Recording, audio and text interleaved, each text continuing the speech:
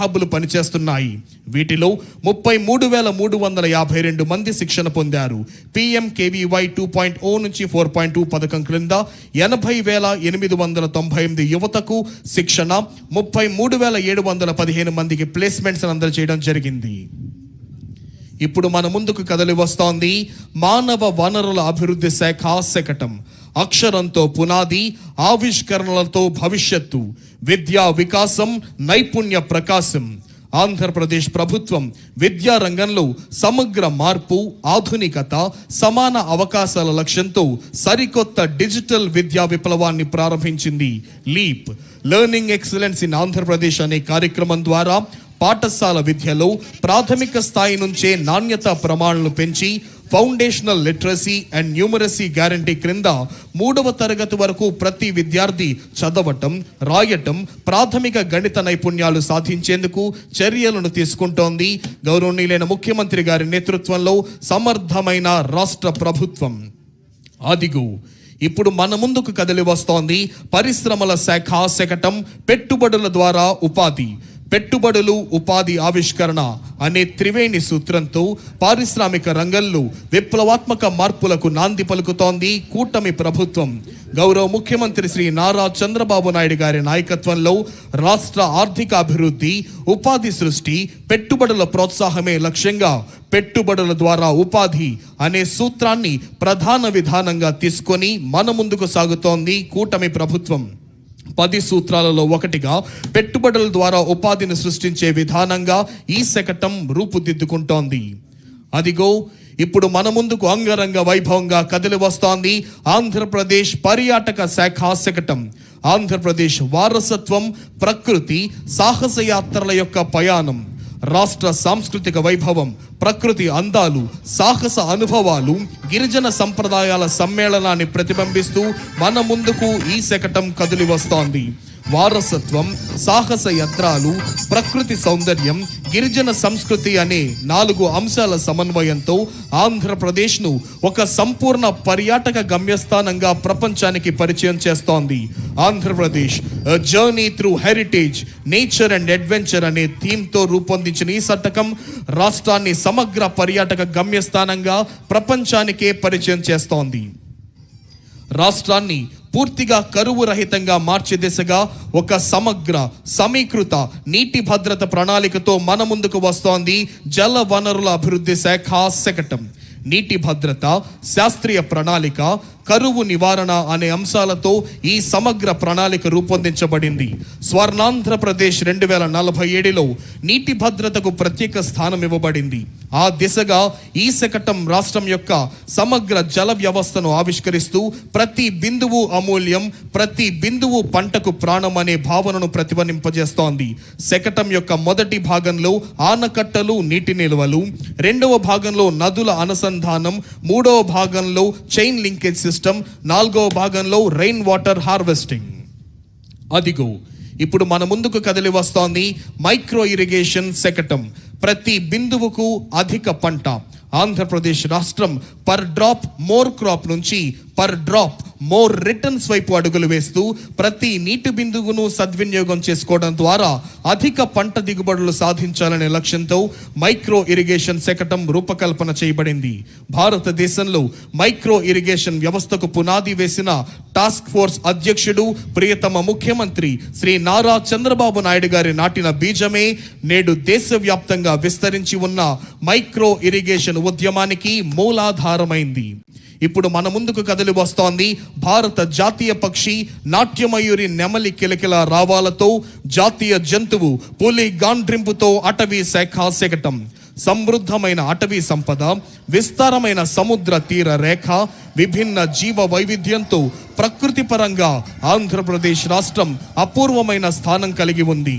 అడవులను అభివృద్ధి చేయటం, నీటి వనరులను సంరక్షించడం, వన్యప్రాణులను రక్షించడం, జీవ వైవిధ్యాన్ని కాపాడటం ద్వారా సురక్షితమైన, సుస్థిరమైన, ప్రకృతిహిత రాష్ట్రంగా ఆంధ్రప్రదేశ్ను తీర్చిదిద్దే లక్ష్యంతో కూటమి ప్రభుత్వం ముందుకు వెళ్తోంది.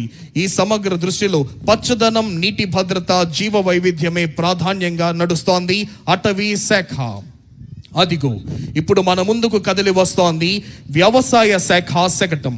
రైతుల ఆదాయాన్ని పెంచడం, వారి జీవన ప్రమాణాలను మెరుగుపరచడం, ఆహార భద్రతను కల్పించడం మరియు వాతావరణ మార్పులకు తట్టుకుని వ్యవసాయ పద్ధతులను ప్రోత్సహించడమే లక్ష్యంగా రైతు వ్యవసాయ సాంకేతికత ఫార్మర్ అగ్రిటెక్ ను కూటమి ప్రభుత్వం ప్రోత్సహిస్తుంది.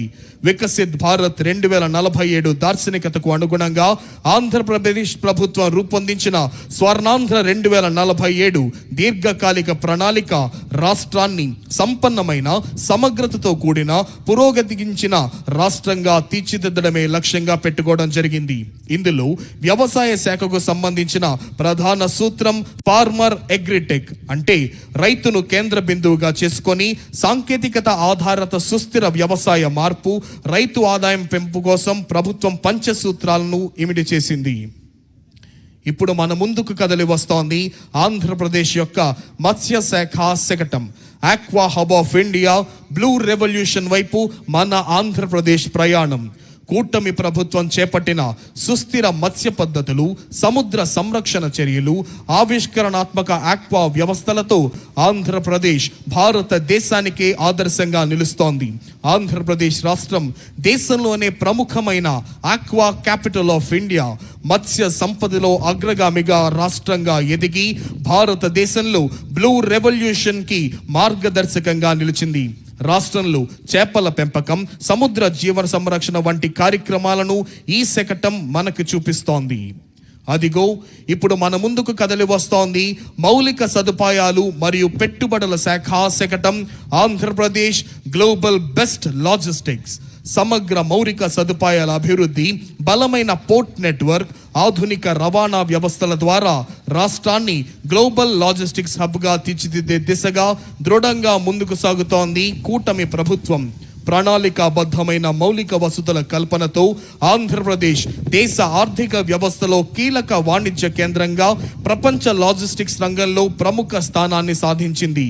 ఆంధ్రప్రదేశ్ రాష్ట్రం భారతదేశంలోనే 3వ అతిపెద్దదైన 1053 కిలోమీటర్ల తీర ప్రాంతాన్ని సద్వినియోగం చేసుకుంటూ దేశ వాణిజ్యానికి వెన్నెముకగా ఎదుగుతోంది రాష్ట్రం. ప్రస్తుతం రాష్ట్రంలోని 5 ప్రధాన ఓడరేవుల ద్వారా ప్రతి సంవత్సరం 152 మిలియన్ టన్నుల సరుకు రవాణా జరుగుతోంది. ఇప్పుడు మన ముందుకు కదలి వస్తోంది ఆంధ్రప్రదేశ్ CRDA శకటం. ఆంధ్రప్రదేశ్ రాష్ట్రాన్ని 2047 నాటికి స్వర్ణాంధ్రప్రదేశ్గా తీర్చిదిద్దే లక్ష్యంతో రూపొందించిన 10 సూత్రాలలో గ్లోబల్ బెస్ట్ లాజిస్టిక్స్ ముఖ్య అంశం.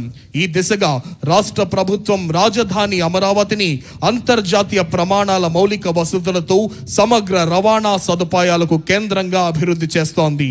ఏపీ CRDA మరియు అమరావతి డెవలప్మెంట్ కార్పొరేషన్ ఆధ్వర్యంలో ట్రంక్ ఇన్ఫ్రా పనులు వేగంగా జరుగుతున్నాయి. రహదారులు, రైలు మార్గాలు, పోర్టులు, విమానాశ్రయాల మధ్య సమన్వయంతో మల్టీ మోడల్ కనెక్టివిటీ కల్పిస్తోంది ఏపీ CRDA. అదిగో ఇప్పుడు మన ముందుకు కదలి వస్తోంది నెడ్ క్యాప్ ఇంధన శాఖ శకటం. ఆంధ్రప్రదేశ్ను 2047 సంవత్సరం నాటికి స్వర్ణాంధ్రగా తీర్చిదిద్దే దిశగా అభివృద్ధి, సుస్థిరత మరియు తక్కువ ఖర్చుతో కూడిన ఇంధన లభ్యత కోసం ఈ 10 సూత్రాలు మార్గదర్శకాలుగా పనిచేస్తున్నాయి. రాష్ట్రం ICE పాలసీ 2024 ద్వారా 10 లక్షల కోట్ల క్లీన్ ఎనర్జీ పెట్టుబడులను ఆకర్షించి యువతకు ఉద్యోగాలను, గ్రామాలకు ఆర్థిక సుస్థిరతను కల్పిస్తోంది ఇంధన శాఖ. ఇప్పుడు మన ముందుకు వస్తోంది చేనేత మరియు జౌళి శాఖ శకటం మ్యాజిక్ వీవ్స్ యాప్కో సుస్థిర వినూత్న కార్యక్రమం.